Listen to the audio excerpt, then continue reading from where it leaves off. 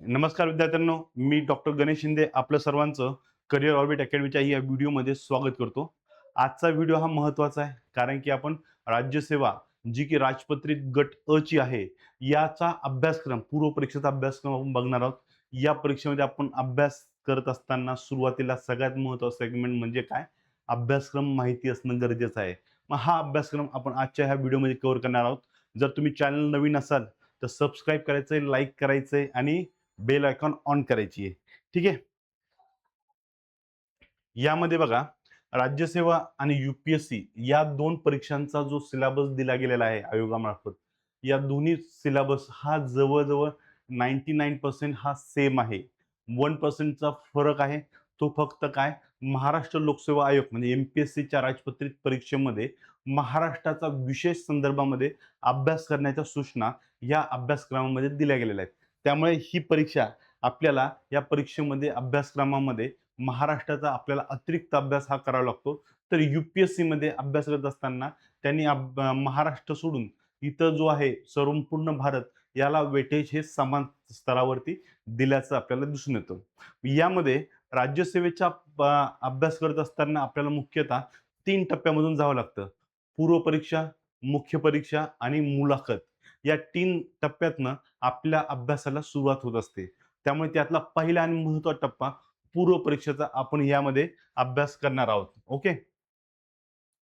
यामध्ये आपल्याला 2 successive stage सगळ्यात महत्त्वाच्या आहेत. एक प्रिलिमिनरी एक्झामिनेशन आणि एक मेन्स एक्झामिनेशन.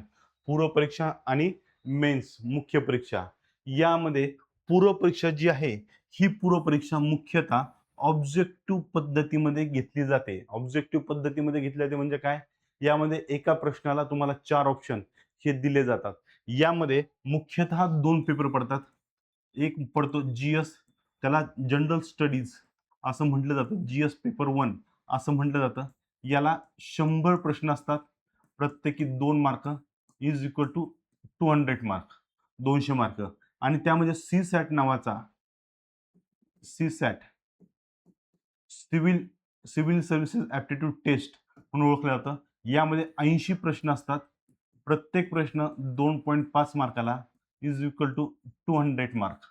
असे 200 मार्क, 200, 200, 400 मार्काचा हा पेपर पूर्व परीक्षेचा घेतला जातो. यामध्ये हा जो CSATचा पेपर आहे, हा CSATचा क्वालिफाईंग नेचरमध्ये असतो. क्वालिफाईंग नेचर म्हणजे काय? कमीत कमी आपल्याला एवढे मार्क पडणं गरजेचं आहे. म्हणजे किती मार्क सांगितलेले तर क्वालिफाईंग नेचरमध्ये आपल्याला इथं 33.33% मार्क पडणं गरजेचं आहे.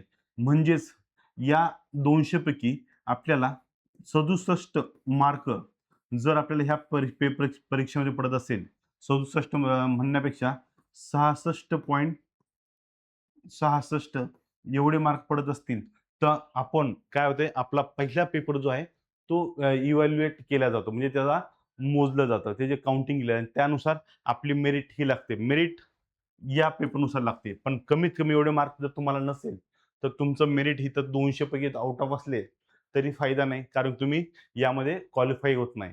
तुम्ही ज्यावेळेस क्वालिफाय होतात, मेरिटमध्ये येतात. मेरिटमध्ये आल्यानंतर तुम्हाला मेन्ससाठी तुम्ही क्वालिफाय हा केला जातात. मग मेन्ससाठी, मुख्य परीक्षेसाठी सुद्धा या ठिकाणी डिव्हिजन हे केले गेलेले आहे. मुख्य परीक्षा सिव्हिल सर्व्हिसेस एक्झामिनेशन जी आहे रिटर्नमध्ये, जी वर्णनात्मक स्वरूपामध्ये उपलब्ध आहे. वर्णनात्मक स्वरूप म्हणजे काय? म्हणजे तुम्हाला डिस्क्रिप्टिव्ह पॅटर्नमध्ये लिहायचं आहे. जसं की आपण कॉलेजपर्यंत पेपर लिहिलेत, प्रश्न वाचला, प्रश्नाचं समजून घेतलं आणि त्याचं उत्तर लिहिले. या पद्धतीमध्ये आपल्याला इथं पेपर सोडायचा असतो. यामध्ये आपल्याला 4 पेपर दिलेले असतात आणि प्रत्येक पेपर हा किती मार्काला असतो? 250 मार्काला असतो. म्हणजे GS1, GS2, GS3, GS4 हे पेपर असतात. प्रत्येकी 250 मार्क. 250 मार्क. म्हणजे टोटल 1000 गुणांचा हा पेपर असतो. 1000 गुण आपल्याला GS मध्ये असतात. ओके. या व्यतिरिक्त हा GS झाला. या व्यतिरिक्त अजून महत्त्वाचं काय आहे? इथे एक ऑप्शनल वैकल्पिक विषय असतो. वैकल्पिक विषय. मग आपण कोणताही म्हणजे आयोगाने जवळपास 20 ते 25 विषयांची यादी दिली आहे. या यादीपैकी एक विषय आपल्याला घ्यायचा असतो आणि वैकल्पिक विषय असतो 500 मार्कासाठी. किती? 500 मार्कासाठी हा वैकल्पिक विषय हा इथं दिला जातो. या व्यतिरिक्त निबंध लेखन असतो. निबंध लेखन, निबंध लेखन. हा निबंध लेखन 250 मार्कासाठी 125-125चे 2 एसे निबंध आपल्याला परीक्षेमध्ये लिहावे लागतात. त्यामुळे 250 मार्काचा हा पेपर असतो. आणि ह्यामध्ये सगळ्यात महत्त्वाचं मुख्य परीक्षेतलं म्हणजे काय असणार आहे? तुम्हाला इंग्लिश आणि मराठी या 2 पेपरचा सुद्धा यामध्ये समावेश हा होताना दिसून येतो. पण ह्या 2 पेपर 300-300 मार्काला असतात. म्हणजे 600 गुण.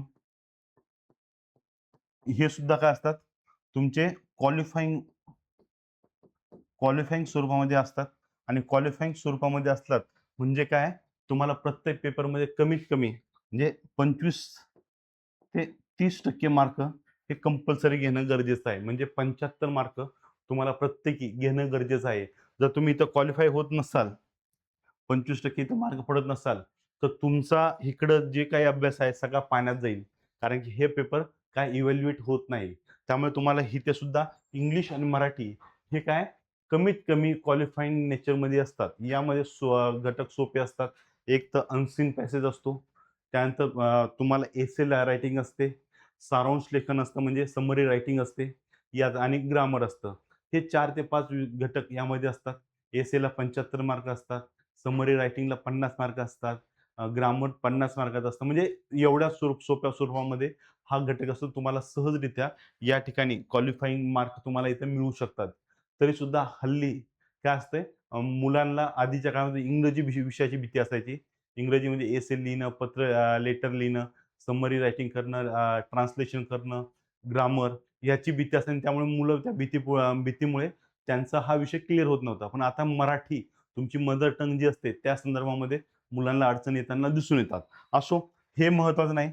अशा एकंदरीत तुम्हाला 1750, 1000, 500, 1500 आणि 250 1750 मार्कांची मेन्सची पेपर असतो. मेन्सचा पेपर असतो.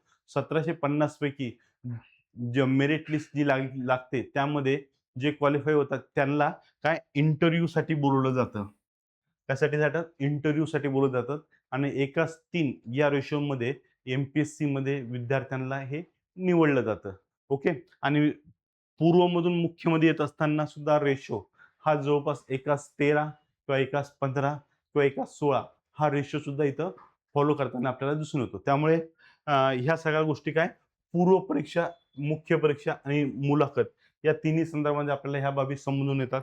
जो इंटरव्ह्यू आहे, इंटरव्ह्यू हा 275 मार्काचा हा इंटरव्ह्यू हा आपला घेतला जातो. म्हणजे 2125 मार्काचा टोटल ही एक्झाम असते. त्यातमध्ये मेरिट लागतं आणि मेरिटनुसार आपलं सिलेक्शन या ठिकाणी होत असतं. त्यामुळे लक्ष ठेवा, हे स्ट्रक्चर तुम्ही समजून घ्या. या स्ट्रक्चरनुसार आपल्याला अभ्यासाला वेग द्यायचा आहे आणि हे आपल्या परीक्षेच्या अनुषंगाने महत्त्वपूर्ण मानलं जातं. ठीक आहे? ओके. यामध्ये बघा पुन्हा एकदा मी तुम्हाला त्याच गोष्टी आहे, की तुम्हाला पेपर 1 जो सी-सॅटचा आहे, पूर्व परीक्षा MPSC, UPSC pattern and timeline prelims, objective prelims, elimination exam आहे. एलिमिनेशन एक्झाम म्हणजे काय? तुम्हाला काढण्यासाठी ही परीक्षा घेतली जाते. चाळणी परीक्षा म्हणलं जातं त्याला. चाळणी परीक्षा का? कारण ह्यामध्ये 5-6 लाख मुलं फॉर्म भरत असतात आणि 5-6 लाख मुलं फॉर्म भरताय. त्यापैकी तुम्हाला किती निवडायचे आहेत? 1000 मुलं निवडायचे म्हणजे 0.1% 0.1% इथं सिलेक्शन रेट असतो. त्यामुळे तुम्हाला 4 ते 5 लाख मधून निवडायचं तर पहिली गाळणी परीक्षा ही पूर्व परीक्षा असते.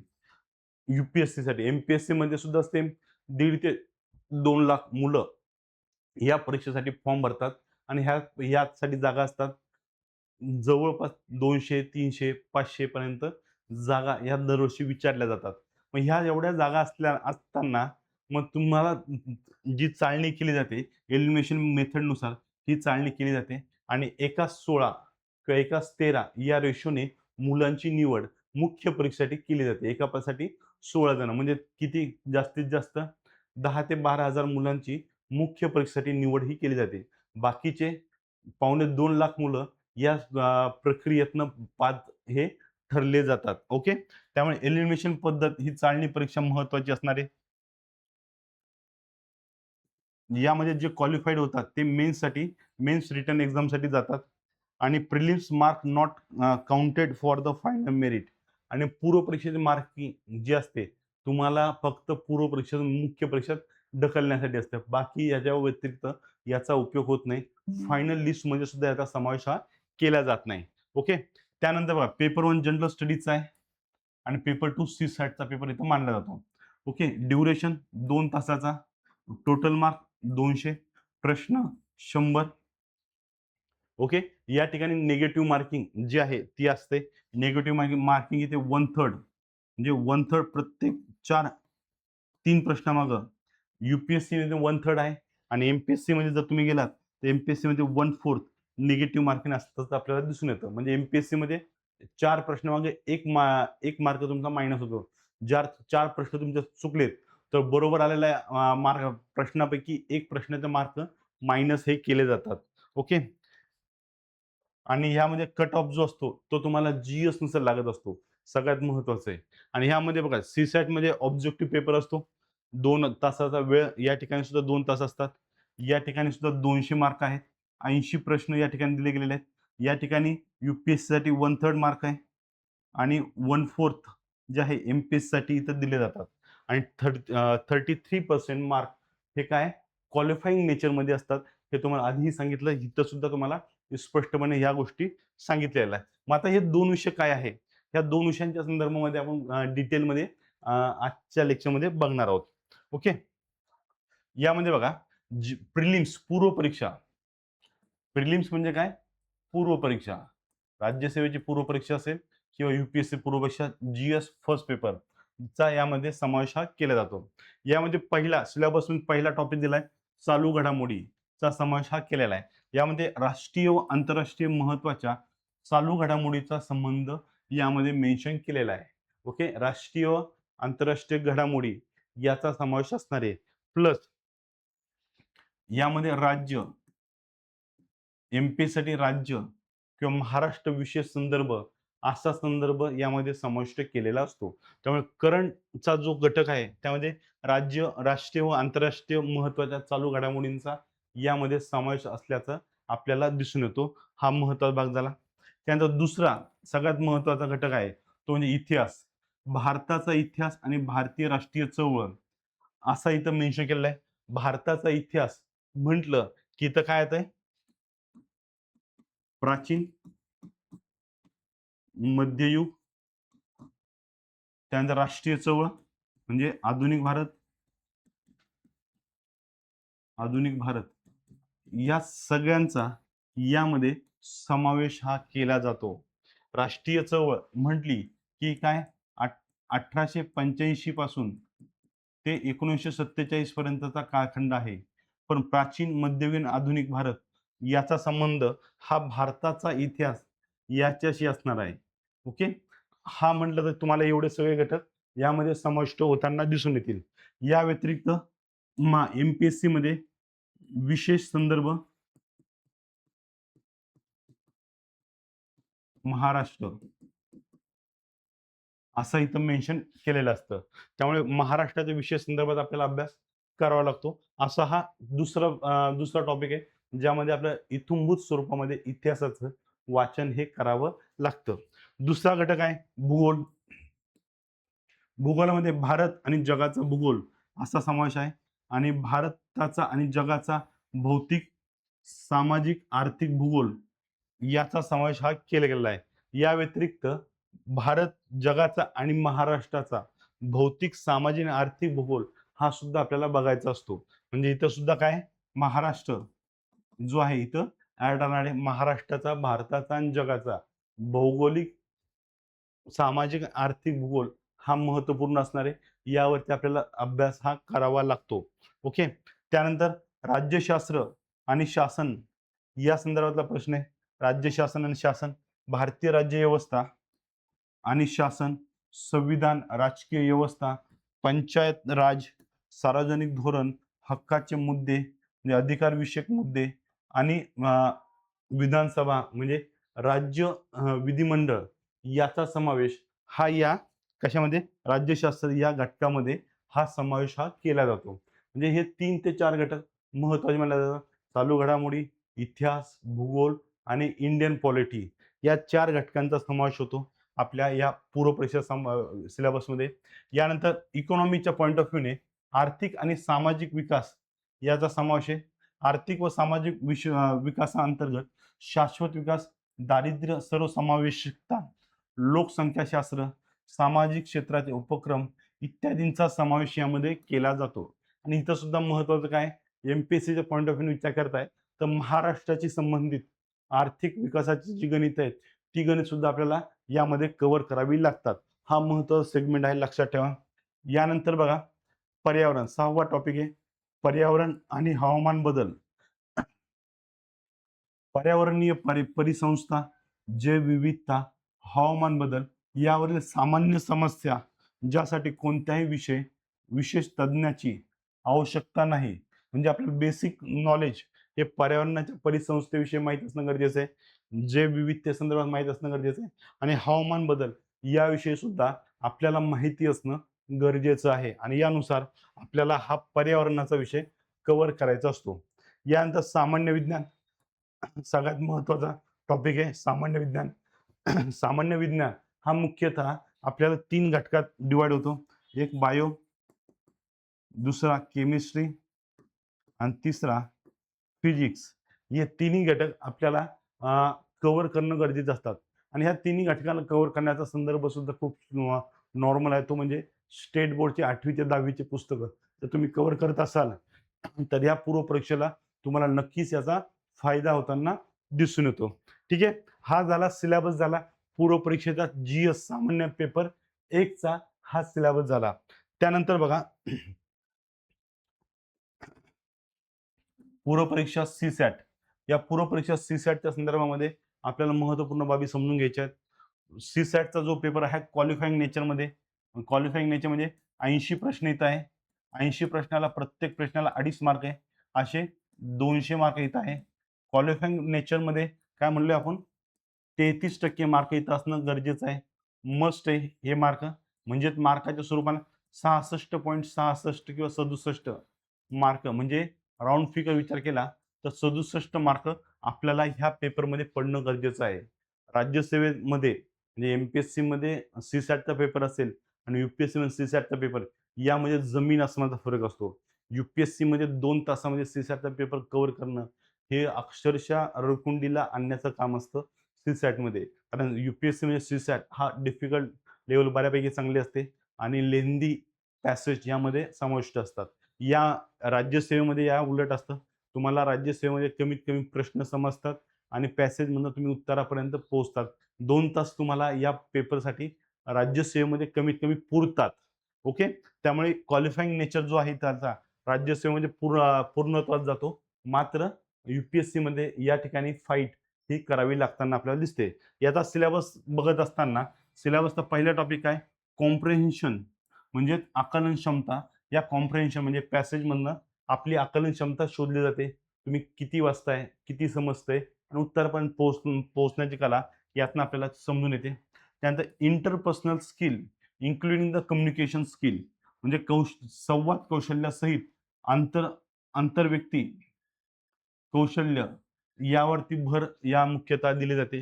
म्हणजे तुम्ही लोकांसोबत कसं कम्युनिकेट करतात यावरती तुमची जी स्किल आहे ती या ठिकाणी चेक केली जाते.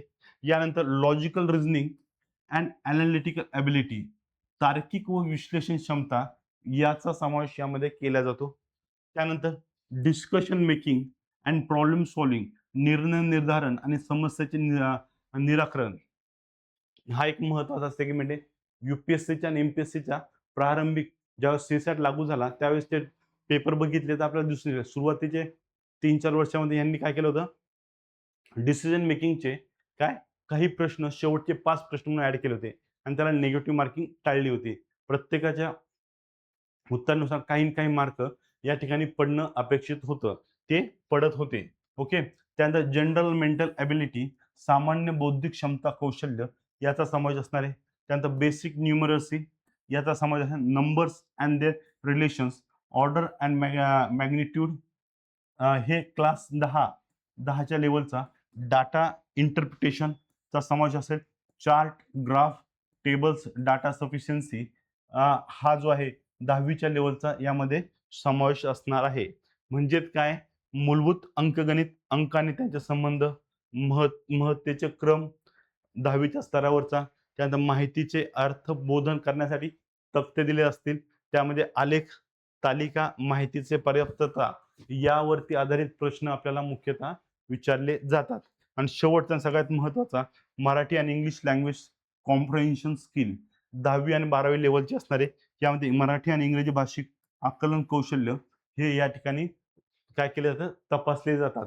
त्यामुळे पूर्व परीक्षा जी आहे, राज्यसेवा राज्यसेवा पूर्व परीक्षा आणि UPSC पूर्व परीक्षा या संदर्भाचा सिलेबस बघितला तर आपल्याला साम्य स्थळे भरपूर दिसून येतात. जनरल स्टडी पेपर 1 मध्ये फक्त ॲडिशन काय असणार UPSC सिलेबसमध्ये, महाराष्ट्राचा विषय संदर्भामध्ये आपल्याला तो विषय चांगल्या पद्धतीने कव्हर करणं गरजेचं असतो. या संदर्भामध्ये तुम्हाला काही अडचण वाटत असेल तर तुम्हाला खाली डिस्क्रिप्शन बॉक्समध्ये करिअर ऑर्बिट अकॅडमीचा क्रमांक दिलाय. त्या क्रमांकावर नक्की तुम्ही संपर्क साधू शकता. जेणेकरून तुम्हाला पूर्व परीक्षा संदर्भामध्ये जे काही डाऊट्स असतील ते डाऊट्स तुमचे त्या ठिकाणी सॉल्व्ह हे केले जातील. त्यामुळे तुम्हाला हा महत्त्वपूर्ण विषय तुम्हाला समजायला सोपा जाईल. ठीक आहे. चालेल. Thank you. नेक्स्ट लेक्चरमध्ये पुन्हा भेटूया आपण. तोपर्यंत धन्यवाद.